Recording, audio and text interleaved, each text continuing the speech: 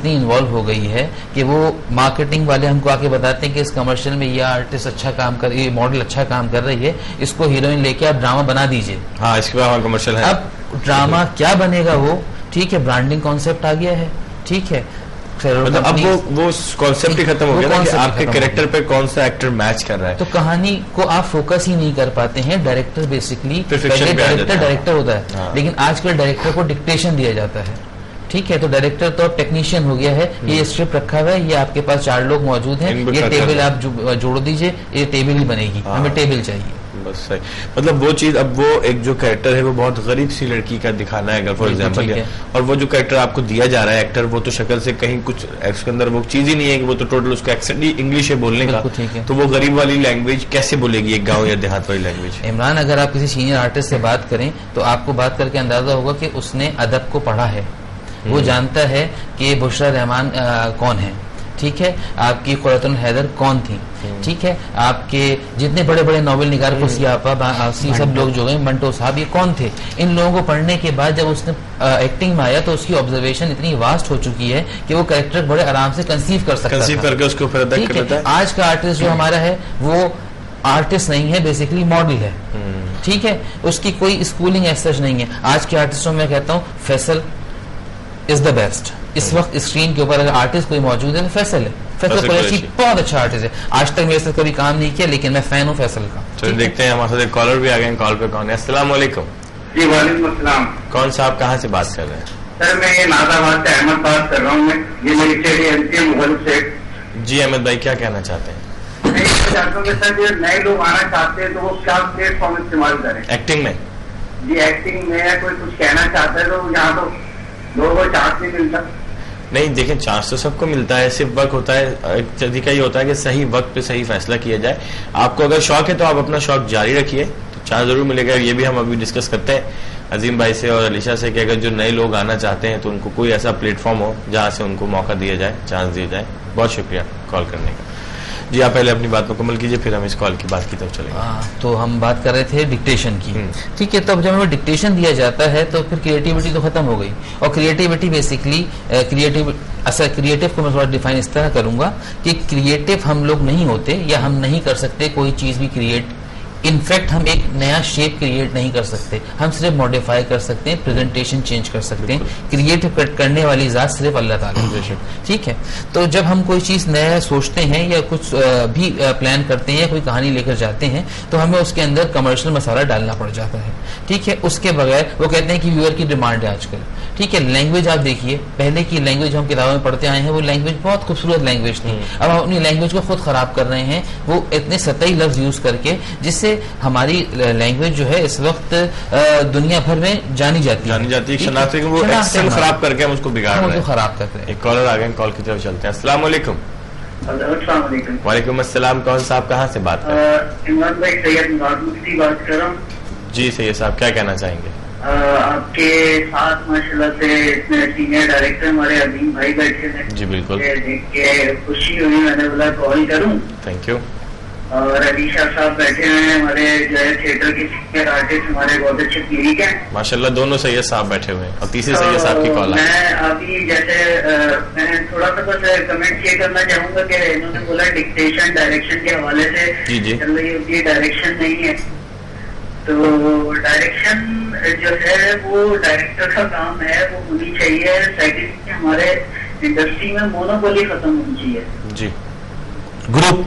जब तक मोनोपोली होगी तो उसके हवाले से जो है कोई भी बंदा अपना काम खुद नहीं कर पाता है, और सिर्फ जो है वो किसी न किसी का डिपेंडेंट होकर करता है। कोई अपनी फील्ड में कोई प्रॉपर काम नहीं कर पा रहा है इस टाइम। ठीक है, ठीक है सही साहब, बहुत शुक्रिया। इस बात पर डिस्कस करते हैं अजीम भाई से, बहुत शुक्रिया कॉल करने का। अजीम भाई, अच्छा ग्रुप या मोनोपोली की जब बात होगी तो ये तो पूरी दुनिया में होता है कि हर फील्ड में हर जगह एक जो लोग आपस में कंफर्टेबल फील करते हैं उनका एक ग्रुप बन जाता है। आप अलीशा के साथ कंफर्टेबल फील करते हैं, कोई नया कॉमेडी कैरेक्टर आप लिए जाएंगे तो आप कोशिश करेंगे कि अगर आप इसके साथ कंफर्टेबल है तो अलीशा के साथ ही करें।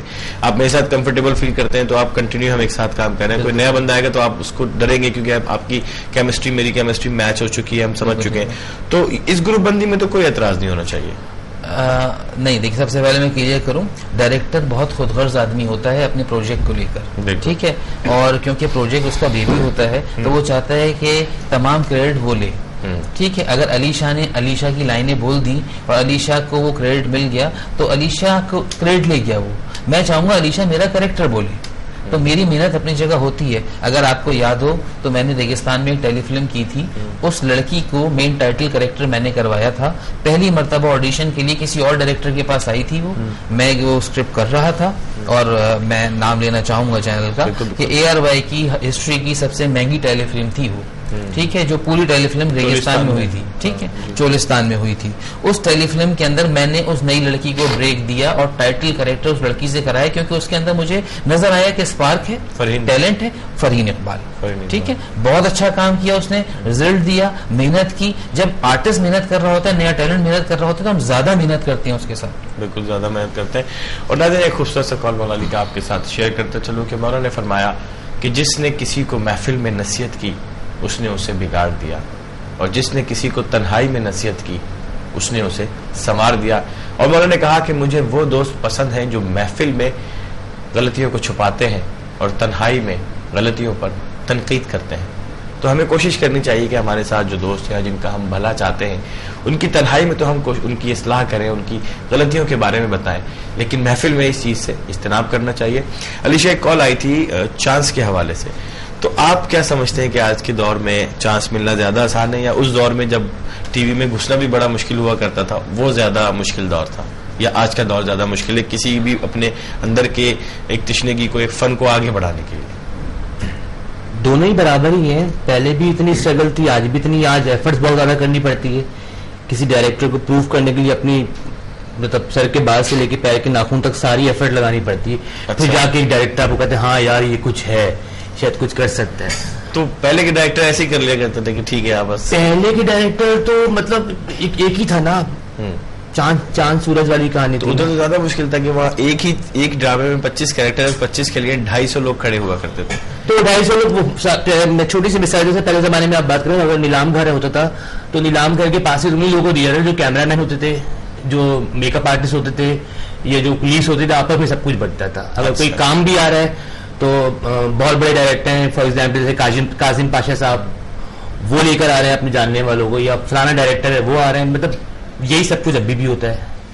अच्छा, तो आपके नजदीक कोई ज्यादा फर्क नहीं है? कोई ज्यादा फर्क नहीं। अच्छा, आप क्या कहेंगे, कोई ऐसा प्लेटफॉर्म होना चाहिए कि जहाँ लोग जो शौकीन है डायरेक्शन के, एक्टिंग के, तो वो किस तरह आगे आए और अपने फन को लाके उसको काम करें उस प्रोफेशनल फील्ड में? नहीं, बिल्कुल होना चाहिए।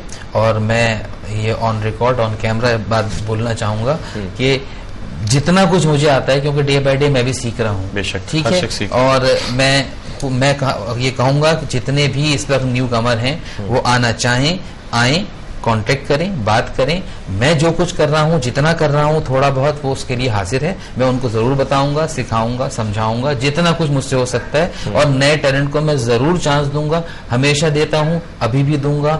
अभी मैं एक चीज करने के लिए जा रहा हूँ, उसके अंदर बहुत सारे लोग मुझे चाहिए। अगर वो समझते हैं कि इस काबिल हैं तो आए, मिलें। अगर मेरिट हो, ईमेल आईडी या फेसबुक आईडी दे तो वो आपसे राब्ता करेंगे। मेरी मैं इंशाल्लाह बता दूंगा। अच्छा, ईमेल आईडी ठीक है जी। इंशाल्लाह अजीम भाई, आप फेसबुक पर जाके सर्च कीजिएगा सैयद अजीम अहमद, तो आपको मिल जाएंगे, तो वहाँ आप कमेंट्स कर सकते हैं। और इस वक्त हुआ एक मुख्तसर से वक्फे का। हम बहुत जल्द वापस आएंगे, लेकिन रहेंगे हक के साथ। जाइए, आप पी कर आ जाइए। सर क्या करने जा रहे हैं? यार एक शो है,